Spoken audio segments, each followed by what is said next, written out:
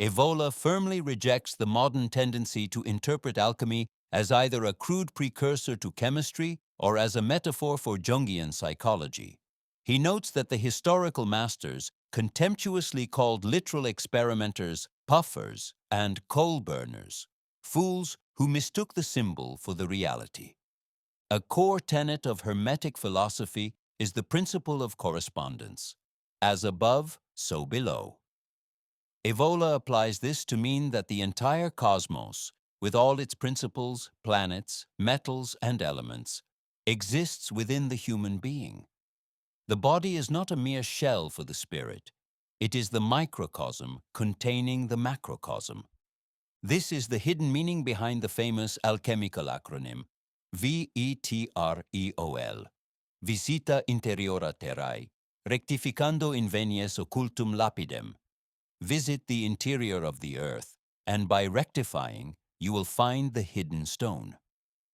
In this formula, the earth is the alchemist's own body, the our black lead, piombo nostro nero, which serves as the base matter for the great work. The work requires a descent into one's own physical and psychic depths to find the hidden stone, the immortal solar principle locked within. The profound implication is that the path to spiritual gold isn't found in an external crucible, but by courageously exploring the hidden strata of one's own being. The introduction analyzes the universal symbols: the tree, universal force, immortality; the serpent, dissolving mercurial power. The serpent is described as the dissolving mercurial power because in Hermetic symbolism, it is intimately associated with the concept of Mercurio and the foundational, undifferentiated force that enables transformation. And the Titans, the audacious, heroic race. The Titans are described as the audacious, heroic race because their mythic cycle represents a spiritual enterprise characterized by bold conquest and defiance against higher powers, which, within the context of Hermetism, is interpreted as an elevated, heroic, magical path. Hermetism, the regal art, reflects the heroic, magical view of this mythic cycle, interpreting the pursuit of power not as sin, the religious view, but as an audacious conquest leading to spiritual reintegration and a superior, regal state. The next section argues against the idea of continuous historical evolution, progressivism, establishing the plurality of civilization cycles. However, the deepest split is a dualism, modern civilization versus all pre-modern, traditional civilizations. This spiritual fracture is complete. Since Hermetism belongs to the traditional cycle, true comprehension demands overcoming the modern mentality and awakening to a required new spiritual perception. Traditional civilization viewed nature as a sacred, animated body, perceiving it via intuitions or visions. Hermetism aimed for a state of unified consciousness encompassing all creation, earth, sea, sky, elements, simultaneously, making natural science inherently spiritual science. According to the Hermetic view, immortality is not a given, but a problematic possibility, a prize that must be actively and heroically conquered through the royal art. The soul of an ordinary person, lacking a solidified, indestructible spiritual principle, does not simply ascend or reincarnate. After death, its components return to the universal elements. The great work, therefore, is the act of forging this immortal principle within oneself. The goal is not to be a good man in the moral sense, but to become a god by creating an incorruptible and eternal vehicle for consciousness. This ruthless perspective stands in stark contrast to modern ideas of universal salvation or the soul's innate indestructibility. Evola defines this goal not with the words of an alchemist, but with a quote from the Neoplatonist philosopher Plotinus. One must make oneself like the gods, not like good men. Not being free from sin, but being a god is the goal. Hermetic knowledge links the intellectual and material, possessing an anagogical virtue. It seeks the invisible, occult, and fundamental components of nature, which are described as living elements or latent forms. This term, living elements, are the spiritual and energetic states that constitute nature's true, unadulterated components. The latent forms are the occult principles that define and structure these living elements, serving as the hidden blueprint for all manifest things. This science is obtained through technical asceticism or impetuosity of the spirit, realizing the subtle, incorporeal spiritual component of nature. Technical asceticism is the preparatory discipline method that creates the purified internal conditions needed. The impetuosity of the spirit is the active, penetrating force that uses these conditions to force the spiritual breakthrough, leading to genuine hermetic realization. The central principle is the one is the all, a unified spiritual state named materia prima beyond dualities. Symbolized by the Ouroboros dragon, this chaos is androgynous, possessing a double sign of identita and dissolving power. The Ouroboros is depicted as a serpent biting its own tail. The Ouroboros is the ultimate symbol of the indomitable materia prima, the androgynous, self-creating, self-consuming chaos that is the starting point, the process, and the goal of hermetic transformation. The living chaos, materia prima, is immanent in man. Cosmic/spiritual symbols describe internal states, unifying self and world knowledge. It signifies that internal spiritual realization and external comprehension of the cosmos are not separate pursuits, but intrinsically linked due to the fundamental doctrine of immanence. The immanence principle means that everything the macrocosm possesses, man also possesses. Creation and hermetic self-reintegration are analogous. Myth unveils the eternal metaphysical creative state accessible internally, revealing secret cosmic spiritual energies. The materia prima is the woman. Technical symbols such as water, aqua divina, and mercury, mercurio, are the work's beginning and end. This unifying principle embodies poison, veleno, dissolving force, and holds a double sign of morte and vita. The materia prima is described as the woman because this symbolism reflects the traditional conception of the primordial, undifferentiated universal force as being essentially feminine, representing the chaotic potentiality and the source of all generation. The term the work, opera or opus, refers to the central, comprehensive undertaking within the Hermetic and alchemical tradition, specifically known as the regal art, arte regia. It is formally called the great work, grande opera. Morte and vita refers to the dual, contradictory, and simultaneously destructive and regenerative nature of the materia prima. The core of separation is dissolving materia prima into two distinct principles. Sun, the masculine, active principle. It is an incorruptible center of fixity and stability. Moon, the feminine, passive principle. It is the ancient chaotic nature representing undetermined possibility. Frozen waters are the fixed, individuated, emphasizing sun. Flowing waters are chaotic, emphasizing moon. The work seeks dominance to impose order and fixity over dissolution. The four elements, fuoco, aqua, terra, aria, originate from the cross of active-passive principles. Their center is the quintessence. The active and passive principles are fundamental dualistic concepts in Hermeticism, used to explain the dynamic nature of the primordial substance and the forces operating within the cosmos and the individual.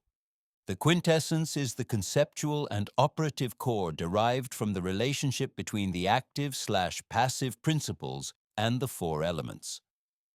The central point of this cross expresses the point of unity of the four elements, the state that is original, superior, and anterior to their differentiation. Anima, sun, is the supernatural solar golden force. Spirito, moon mercurio, is psycho-vital energy, lunar, mercurial, intermediate between body, incorporeal. Corpo sale, expresses the force of salt. Negatively, it is crucifixion prison. Positively, it is fixed power under spiritual law. Quattro entities refer to the four distinct components or states of the integral human being. Man's quattro entities are Terra, Saturno. This entity is associated with the densest, most fixed aspect of the being. Aceo, Luna. This is the lowest subdivision of the mercurial principle. Aria, Mercury joined to fire. This represents the higher, purified segment of the spiritual energies. And Intellettuale, Sun Gold. This is the supreme, active, and spiritual core of man. The seven planets symbolize the manifestation of the three creative principles plus the four elements, 3 plus 4. They are simultaneously internal and external. The doctrine distinguishes an inferior centenary linked to necessity and a superior centenary linked to identità. Man fell from the superior state by attempting to transcend the circles of necessity, resulting in sleep and loss of spiritual consciousness. Inferior centenary linked to necessity refers to a lower order of seven principles or spheres that govern the world of change and material existence, fundamentally subjecting the human soul to predetermined laws or fate. The superior centenary linked to identità represents the highest spiritual state achievable in the Hermetic work, Arte Regia, standing beyond the reach of cosmic determination and necessity. This concept is essential as it defines the ultimate goal of the initiate, which is to transcend the ordinary, fallen human condition. The superior centenary is described primarily in comparison and opposition to the inferior centenary, fate. The superior centenary is also called the eighth sphere, signifying the state that exists above the seven principles of the lower planetary spheres. The sette centri di vita, called Padma, are internal, external energy channels. The work liberates these superior Padma, lotuses, from the body, Terra, to enable ascent from human to non-human. This process involves transcending the seven planets to reach the identità state, thereby surpassing necessity. The seven, sette, correspond to seven operations that lead from mercurial states, mercurio metals, to gold, oro. These operations, distillations, lavacra, purify the Re, king. This spiritual ascent traverses the seven planets, exceeding necessity. The mirror, located above the seven doors, heavens, symbolizes the divine spirit. Contemplation in the mirror enables the soul, anima, to shed impurities and attain the eighth state of identity. Gold of the art represents the perfected, transformed state of spiritual realization that completes an operation which nature alone left unfinished. The Arte Regia manufactures the gold of the art to complete imperfect natura, achieving the extreme limit. This process begins the theme of death and resurrection. Ombra, superfluita, ceneri symbolize the material body, corpo, viewed as the impure, heavy, crucifying dark prison of the anima. Ombra is the black substance, stain, that must be extracted from the metallic body, rame. The body is the shadow of nature. However, the ceneri, ashes, feci, residue, and terra, are simultaneously precious, considered the true mine of the gold of the philosophers. The work's goal is not escape, but to transform these residues into the diadema del nostro re, diadem of our king, as the terra contains the gold hidden in Saturno. Diadem of our king is a symbol of the highest spiritual perfection and mastery achieved through the Hermetic work. Negative individuation results from amore, identification, amalgamation, comparable to sete, thirst, craving. This obscures the solar principle, Narcissus myth equivalent, making the body the tomba di Osiride, tomb, where divine essence becomes mort, death.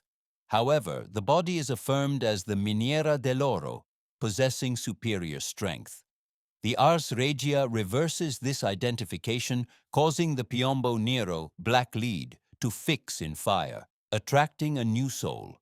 In Hermetic philosophy, the inherent act of individuation, or taking on a corpo, body, is not intrinsically bad. The negative outcome arises from a detrimental relationship established between the spiritual principle and that individuated form.